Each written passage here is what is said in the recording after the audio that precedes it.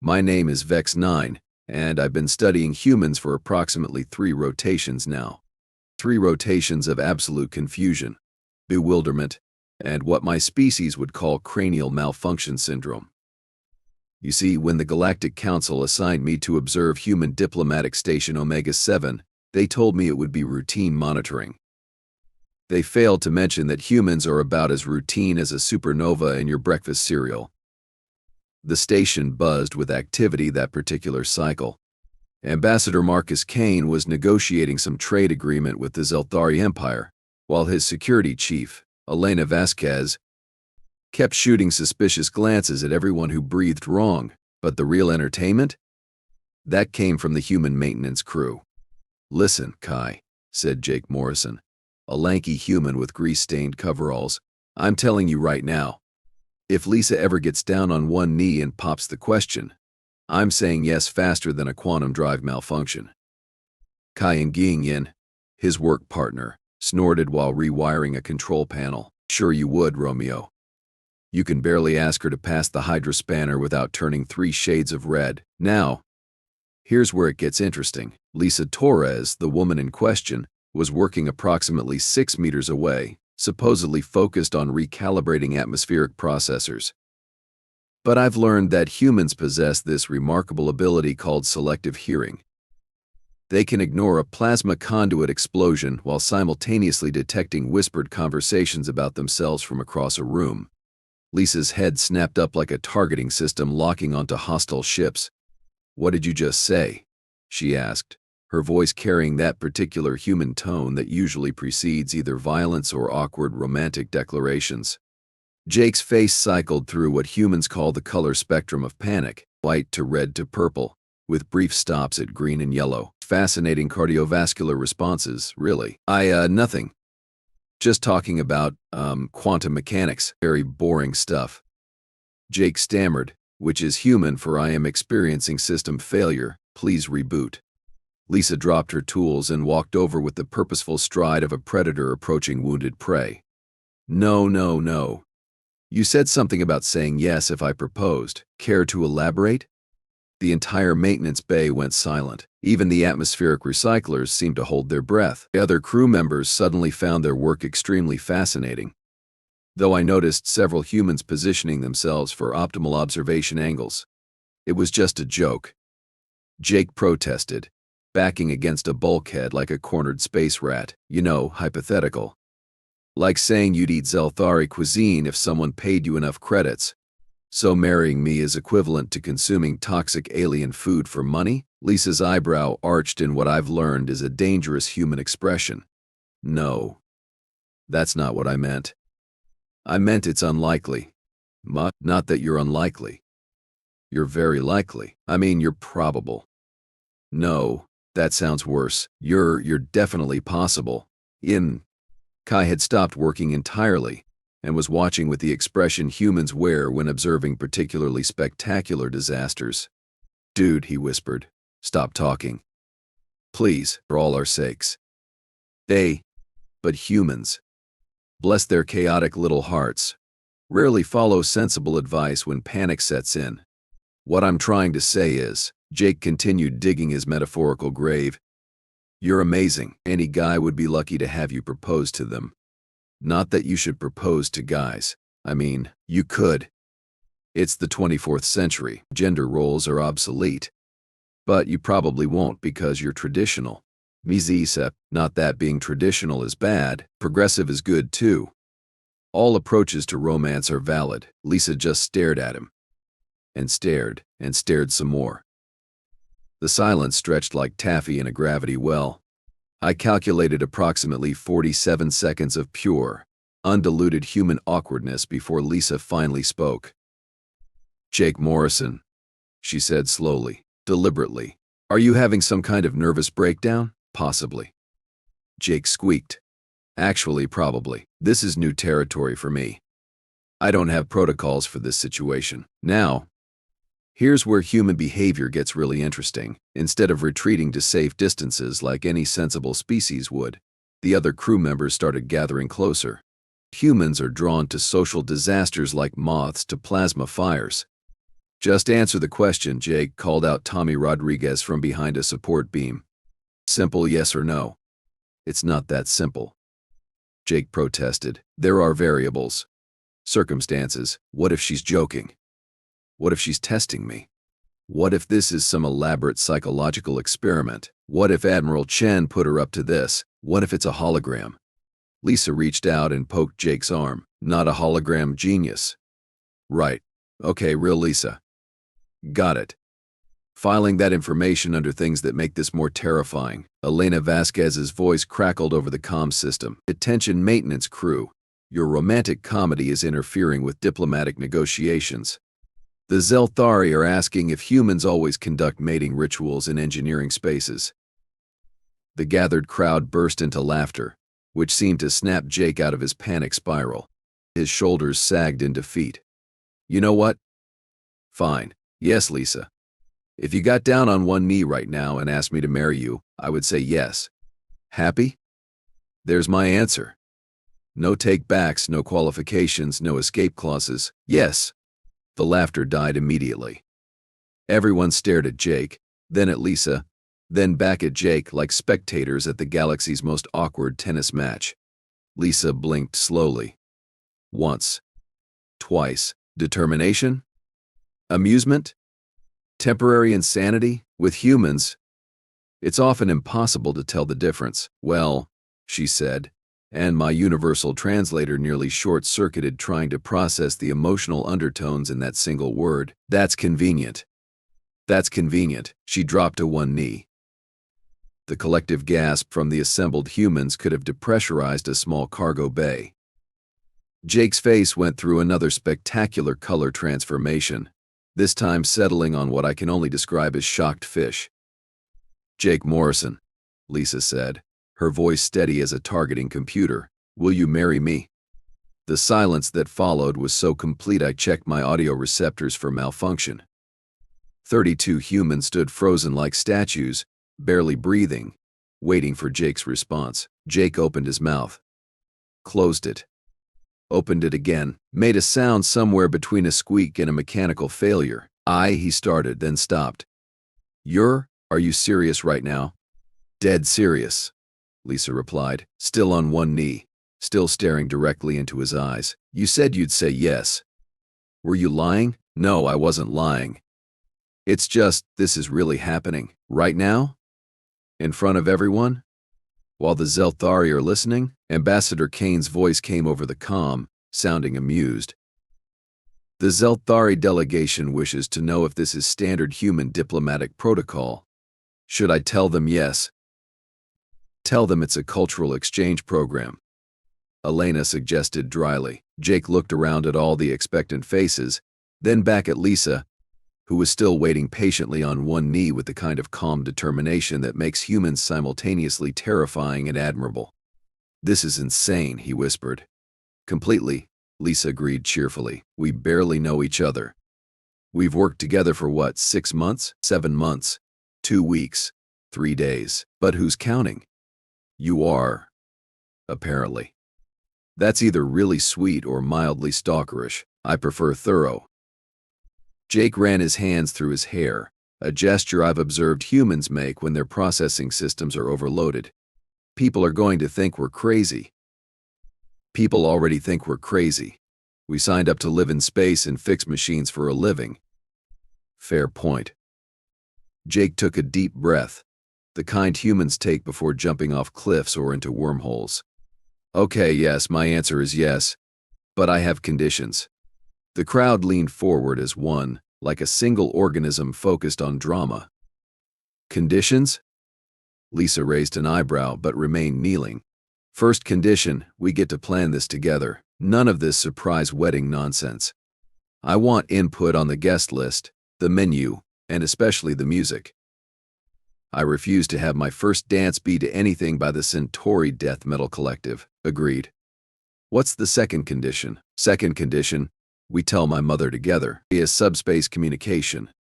From a safe distance, preferably with a head start to the nearest exit, Lisa grinned. Your mother can't be that bad. She once interrogated my high school girlfriend so thoroughly that the poor girl transferred to a different planet. Okay, fair enough.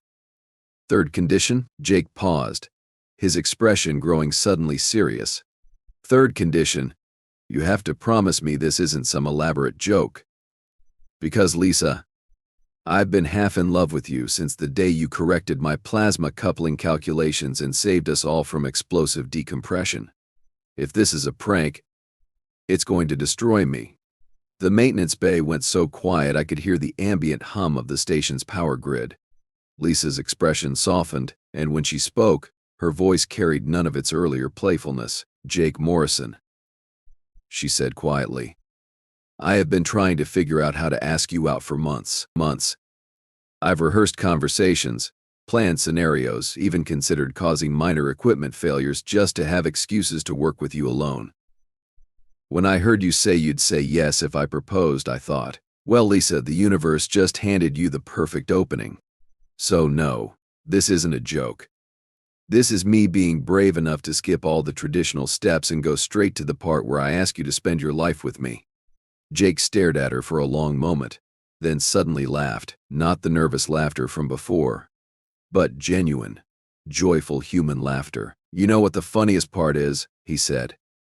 I was working up the courage to ask you to have coffee with me next week. Coffee? Lisa stood up, grinning. Jake, I just proposed marriage, and you were nervous about coffee? In my defense, coffee felt like a really big step. The assembled crowd finally broke their silence, erupting into cheers, applause, and what humans call catcalls, though I've never understood why they name it after feline vocalizations. So is that a yes? Lisa asked, extending her hand. Jake took it without hesitation. That's a yes, a completely insane, terrifying, wonderful yes.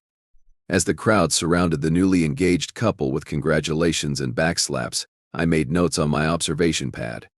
Note to Galactic Council: human mating rituals defy all logic, probability, and safety protocols.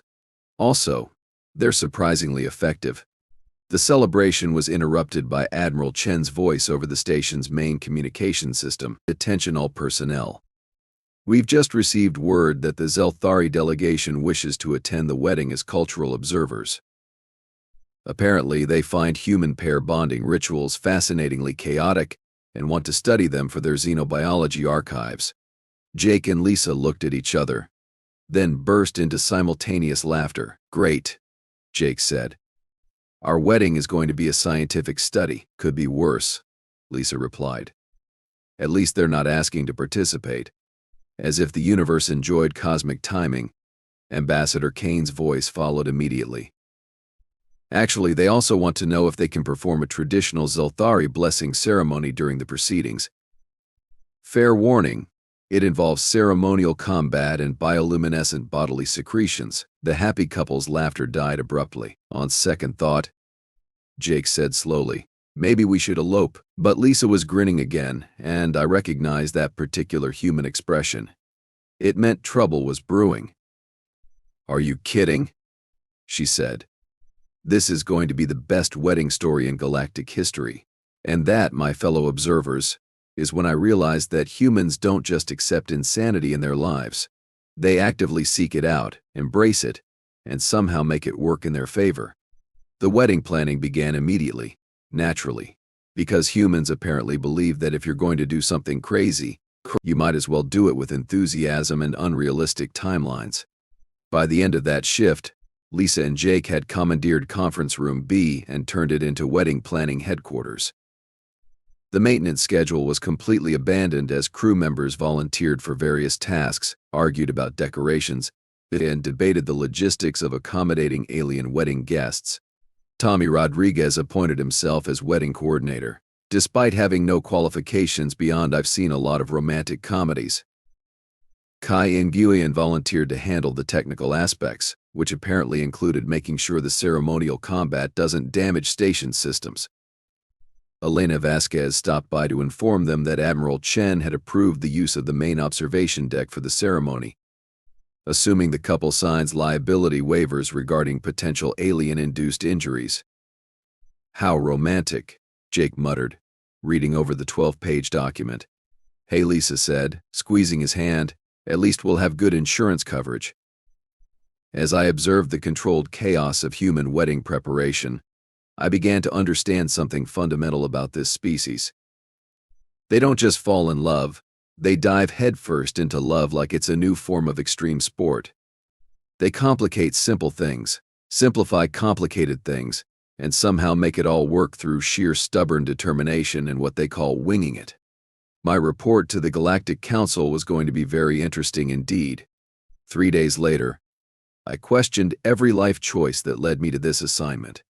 The main observation deck had been transformed into what humans optimistically called a wedding venue. What I called it cannot be translated into polite company without triggering several diplomatic incidents.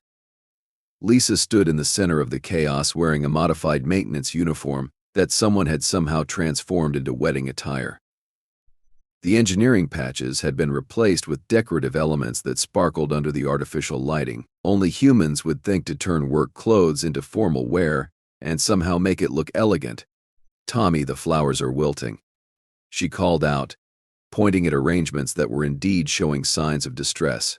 "That they're not wilting, they're drooping romantically," Tommy shouted back while wrestling with what appeared to be a sound system that had achieved sentience and decided to rebel. "Flowers don't droop romantically. These ones do." I read the care instructions. It says here they exhibit graceful declining postures when experiencing emotional resonance from nearby humanoid life forms. Kai looked up from his tablet, where he was monitoring 17 different systems simultaneously. "Tommy, that's not a care instruction. That's marketing nonsense from the Botanical Gardens gift shop." "Well, it sounds romantic." Meanwhile, Jake paced near the entrance, wearing what I assumed was his formal attire. Humans have this peculiar tradition of wearing uncomfortable clothing for important occasions, as if suffering is required to validate significance. "Lisa, are you absolutely sure about the Zelthari combat blessing?" he asked for the 14th time in the past hour. "Because I looked up their ceremonial traditions, and apparently it involves something called ritualistic dominance displays." "It'll be fine," Lisa replied, adjusting a decorative element that served no functional purpose. How dangerous could it be? "They're diplomats." Elena Vasquez walked past carrying what appeared to be medical supplies. "Famous last words," she muttered. Ambassador Kane's voice echoed over the communication system. "Tension wedding party. The Zelthari delegation has arrived and is requesting permission to begin their pre-ceremonial preparations. They need approximately 30 minutes to secrete the appropriate bioluminescent compounds." "See?" Lisa grinned at Jake. 30 minutes. Very organized. Very civilized. Bioluminescent compounds, Lisa. They're going to glow. That sounds beautiful. They're also bringing their ceremonial weapons. Lisa's smile wavered slightly. "How ceremonial are we talking?" Elena's voice carried across the deck. "According to the manifest, they brought something called a honor cleaver and a ritual pain distributor." The decorating crew stopped working and stared. That can't be the actual translation," Jake said weakly. Ambassador Kane's voice returned, sounding apologetic. "I've double-checked with 3 different translation matrices. The weapons are apparently crucial for the blessing ceremony. Something about proving worthiness through controlled violence." Tommy dropped his end of a decorative banner. "Controlled violence? At a wedding?" "It's fine," Lisa insisted, though her voice had risen approximately half an octave. We'll explain that humans prefer non-violent blessings." "Actually," Kane continued, "they specifically mentioned that the blessing only works if both species participate. Otherwise, it's considered culturally insulting." Jake sat down heavily on a supply crate. "We're going to die at our own wedding." "We're not going to die," Lisa said firmly. "We're going to have a memorable ceremony that brings 2 species together in the spirit of mutual, combat-based friendship." Even she didn't sound convinced. Dr. Sarah Martinez, the station's chief medical officer, arrived carrying what appeared to be enough medical equipment to handle a small war. "I've set up a field hospital in Conference Room C," she announced cheerfully. "Just as a precaution." "A field hospital?" Jake's voice cracked. "Standard procedure for interspecies ceremonial events," she replied. "Don't worry, I've treated Zelthari combat injuries before." The trick is to stop the bleeding before the bioluminescence causes phototoxic reactions. Phototoxic reactions? Oh, it's probably nothing. Most humans only experience mild hallucinations and temporary paralysis. Lisa and Jake stared at her. I'm joking. Dr. Martinez laughed. It's usually just severe nausea and uncontrollable twitching. That didn't seem to reassure anyone. The wedding preparations continued with the kind of determined optimism that makes humans simultaneously admirable and terrifying. Tommy managed to coax music from the rebellious sound system. Kai solved the flower crisis by reprogramming the environmental controls to create optimal growing conditions. Elena established a security perimeter that she claimed was decorative but looked suspiciously like combat positions. Then the Zelthari arrived.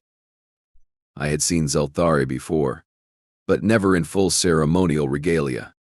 They stood approximately 2 meters tall, with crystalline skin that pulsed with internal light. Their ceremonial armor appeared to be made from materials I couldn't identify, covered in symbols that hurt to look at directly. The honor cleaver turned out to be a weapon roughly the size of a small shuttlecraft. That's not a cleaver, Jake whispered. That's a construction tool with delusions of grandeur. Ambassador Thex Kai, the lead Zelthari diplomat, approached with what I assumed was their version of a friendly greeting.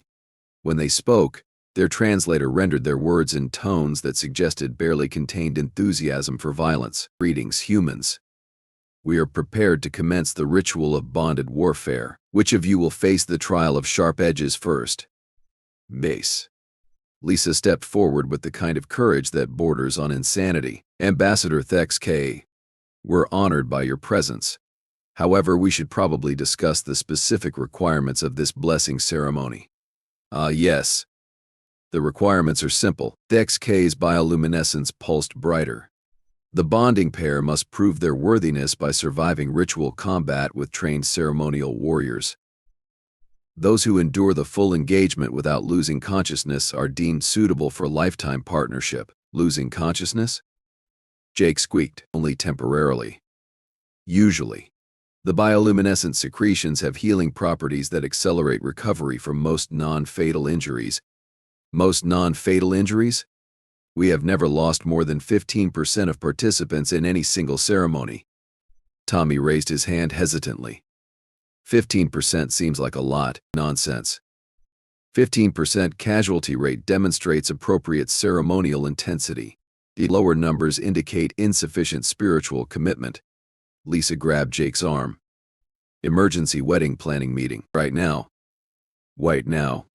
They huddled with their wedding party while the Zelthari began their pre-ceremonial preparations, which involved a lot of weapon polishing and increasingly bright glowing. Okay, Lisa whispered urgently.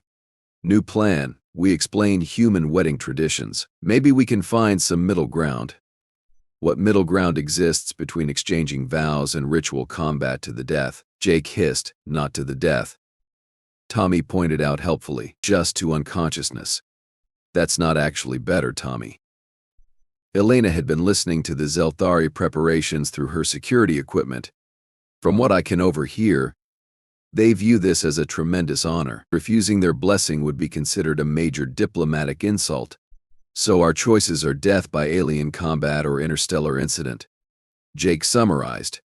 Pretty much, Elena confirmed. Admiral Kane's voice came over their personal communicators. Wedding party. Please report to conference room A immediately. We may have found a solution. They filed into the conference room to find Kane standing beside a holographic display showing what appeared to be historical records. I've been researching Zelthari customs, he began, and I found something interesting. Their definition of combat is broader than we initially thought. According to their cultural database, any form of competitive engagement can qualify as ritual combat, provided both sides demonstrate skill, determination, and willingness to risk failure. What kind of competitive engagement? Lisa asked suspiciously. Kane smiled. Well, apparently they've accepted everything from singing contests to mathematical challenges as valid combat forms. The key requirement is that both participants must face genuine risk of defeat and public embarrassment. Jake's face lit up with hope. So we don't have to actually fight them with weapons? Not necessarily. We just need to propose an alternative form of combat that they'll find acceptable. The room went quiet as everyone considered possibilities. What are you good at? Lisa asked Jake. Engineering problems, maintenance procedures, and apparently making terrible jokes at inappropriate times. What are they good at? Elena consulted her intelligence reports. According to our files, Zelthari culture highly values technological innovation and problem-solving abilities. They're actually quite impressed by human engineering capabilities. Engineering combat, Kai said suddenly. What if we challenged them to an engineering contest, head-to-head problem-solving with public stakes? Kane nodded slowly. That might actually work, if we frame it correctly. Present it as a test of technical worthiness rather than avoiding traditional combat. What kind of stakes? Lisa asked. Tommy grinned. If we win, they perform the blessing ceremony using human traditions. If they win, we do the full Zelthari ritual combat thing. So either way, we get blessed. But one way involves significantly less bloodshed, Jake summarized. Exactly. So, they returned to the observation deck where the Zelthari had finished their preparations and were now glowing so brightly that looking directly at them required protective eyewear. Ambassador Thex K. Lisa announced formally, we would like to propose an alternative form of ritual combat. The Zelthari delegation's bioluminescence flickered with what their translator interpreted as intrigued curiosity. Speak your proposal. Human warriors, we challenge your delegation to engineering combat as a test of technical skill and problem-solving ability. The stakes, if we prove victorious, you honor our bonding with human ceremonial traditions. If you achieve victory, we will submit to full Zelthari ritual combat. The Zelthari conferred among themselves in rapid bursts of colored light that made my optical sensors ache. This is acceptable. Thex K declared, engineering combat demonstrates intelligence and adaptability. These are worthy traits for bonded pairs. What shall be the nature of this technical challenge? Kai stepped forward with a tablet displaying complex schematics. Each team must repair a deliberately sabotaged life support system using only salvaged parts and basic tools. First team to restore full functionality wins, and if both teams succeed, then victory goes to whoever completes the task with the most elegant solution. Elegant solution. DELS, fewest components, most efficient power consumption, and most reliable long-term operation. The Zelthari's glow intensified to near blinding levels. This challenge is acceptable. We shall demonstrate superior Zelthari engineering prowess, and will show you why humans are the best maintenance technicians in the galaxy. Jake replied, his confidence returning. The next hour involved frantic preparation as two identical life support systems were set up and systematically broken in creative ways.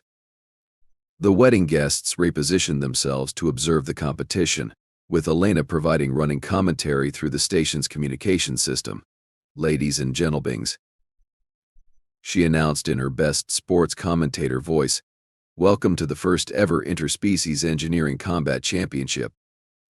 In the blue corner, representing the Zelthari Empire, we have Ambassador Thex K and Technical Specialist Vexora.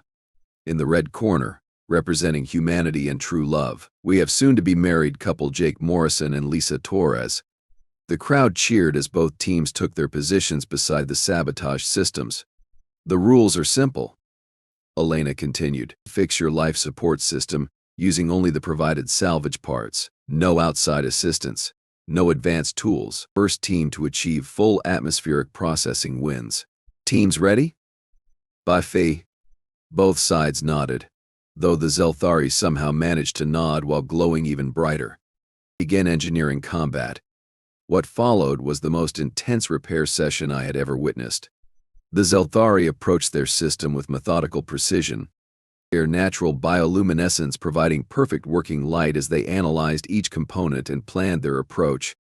Jake and Lisa, meanwhile, dove in with the kind of controlled chaos that characterizes human problem-solving. They worked in perfect synchronization, communicating through gestures and half-finished sentences that somehow conveyed complete thoughts. "Power couplings fried," Lisa announced, holding up a blackened component. "Got it." "Bypass through the secondary manifold," Jake replied, already reaching for replacement parts. "That won't handle full load capacity. It will if we reroute through the backup conduits and modify the flow restrictors. That's going to put stress on the primary filtration system, which we can compensate for by adjusting the atmospheric mixture ratios." They worked like a single organism with 4 hands, each anticipating the other's needs and movements. It was beautiful in the way that perfect teamwork always is, regardless of species. The Zelthari, meanwhile, had completed their analysis and began implementing what appeared to be a textbook perfect repair sequence. Every movement was precise, every connection optimal, every component placed with mathematical accuracy. "The alien team is maintaining a steady pace," Elena narrated. "Their approach appears flawless from a technical standpoint. Meanwhile, the human team has completely disassembled half their system, and, wait, are they rebuilding it entirely?" Indeed, Jake and Lisa had taken their sabotaged system apart and were reconstructing it using a completely different configuration than the original design. "That's either brilliant or insane," Tommy whispered. "With humans, it's usually both," Elena replied. The Zelthari completed their repairs first, their system humming to life with perfect efficiency. Their bioluminescence pulsed with what I interpreted as satisfaction. "Zelthari team has restored full functionality," Elena announced. "But wait, the human team is still working. According to the rules, they have until their system achieves full operation or admits defeat." Jake and Lisa were making final adjustments to their completely redesigned system. Their approach had taken longer, but their reconstruction was elegant in its simplicity, using fewer components and creating more efficient pathways. "Ready?" Lisa asked. "Let's find out," Jake replied. They activated their system. It not only worked, it worked better than the original design. Their modifications had improved efficiency by 12%, reduced power consumption by 8%, and eliminated 3 potential failure points. The observation deck went silent as both team systems were analyzed by the competition judges, Admiral Kane, Dr. Martinez, and Ambassador Thex K's technical advisor. "The results are in," Kane announced. "The Zelthari team achieved perfect restoration of original functionality in record time. Excellent work. The human team took longer but produced a superior design that improves upon the original specifications. According to the rules, victory goes to the most elegant solution." The crowd held its breath. The winners of the first Interspecies Engineering Combat Championship, Team Human. The cheers were deafening. Jake and Lisa hugged each other while covered in grease and coolant, looking absolutely triumphant. Ambassador Thex K approached them with what I had learned to recognize as Zelthari approval, a steady, warm glow rather than the intense flashing they displayed during excitement. "Human engineers," they said formally. "Your technical prowess has been demonstrated. Your bonding pair has proven worthy through superior problem-solving abilities and innovative thinking. We are honored to witness your union using your traditional ceremonies." "Thank you, Ambassador," Lisa replied, still grinning. "We're honored by your presence and your blessing." However, Thex K continued, "We must admit curiosity about human bonding rituals. Our research indicates they involve no combat whatsoever." "That's correct," Jake confirmed. "How do you determine if pairs are suitable for lifetime partnership without testing their ability to survive adversity together?" Lisa and Jake looked at each other and started laughing. "Ambassador," Lisa said, "have you ever tried planning a wedding?" The actual ceremony, when it finally happened 2 hours later, was surprisingly peaceful. The Zelthari performed a traditional blessing that involved beautiful patterns of colored light and harmonic resonances that made everyone feel inexplicably happy. No weapons were involved. Jake and Lisa exchanged vows they had written themselves, speaking of partnership, adventure, and facing the unknown together. The Zelthari found human emotional expressions fascinating, taking extensive notes for their cultural archives. When Jake kissed Lisa at the conclusion of the ceremony, the assembled crowd cheered, The Zelthari flashed in celebratory patterns, and I realized something important about humans. They don't just fall in love despite the chaos in their lives. They fall in love because of it. As the reception began and humans taught Zelthari how to dance, with mixed but entertaining results, I completed my observation notes. Final report to Galactic Council. Human pair bonding rituals successfully observed. Conclusion: humans are utterly insane, completely unpredictable, and somehow make it all work through sheer determination and the ability to turn any situation into an adventure. Also, they throw excellent parties. The evening concluded with Ambassador Thex Ka presenting the newlyweds with a traditional Zelthari wedding gift and a set of ceremonial repair tools that glowed with bioluminescent patterns for your future adventures in maintaining both starships and marriage, they explained. Jake held up one of the tools, examining its elegant design. These are beautiful. What do? They fix things that are broken. Thex K replied simply. Perfect, Lisa said, taking Jake's hand. We'll probably need them. As the celebration continued around us, I watched these remarkable humans and realized that my report to the Galactic Council would have to include a new recommendation.